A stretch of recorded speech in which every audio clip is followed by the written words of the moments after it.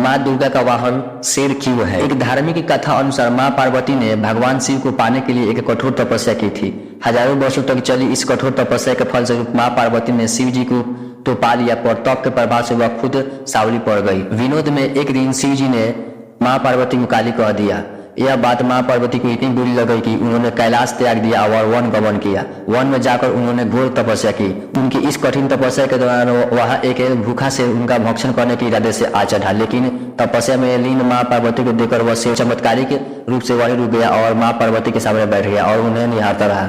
माँ पार्वती ने तो हठ ले ली थी कि जब तक वह गौरी यानी रूपवान नहीं हो जाएगी तब तक वह तप करती ही रहेगी। शेर भी भूखा प्यासा उनके सामने वर्षों तक बैठा रहा। अंत में शिव जी प्रकट हुए, माँ पार्वती को गोरी होने का वरदान देकर अंतर्धान हो गए। इस प्रसंग के बाद माँ पार्वती माँ गंगा स्नान करने गई। तब उनके अंदर से एक और देवी प्रकट हुई और माँ पार्वती गौरी बन गई और उनका नाम इसलिए गौरी पड़ा। और दूसरी देवी जिनका स्वरूप श्याम था उन्हें कौशिकी नाम से जाना गया।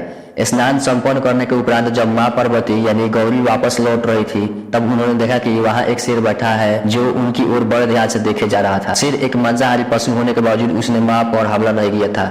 यह बात माँ पार्वती को आश्चर्यजनक लगी। फिर उन्हें अपनी दिव्य शक्ति से यह आभास हुआ कि वह शेर तो तपस्या के दौरान भी उनके साथ वहीं पर बैठा था और तब माँ पार्वती ने उस शेर को आशीष देकर अपना वाहन बना लिया।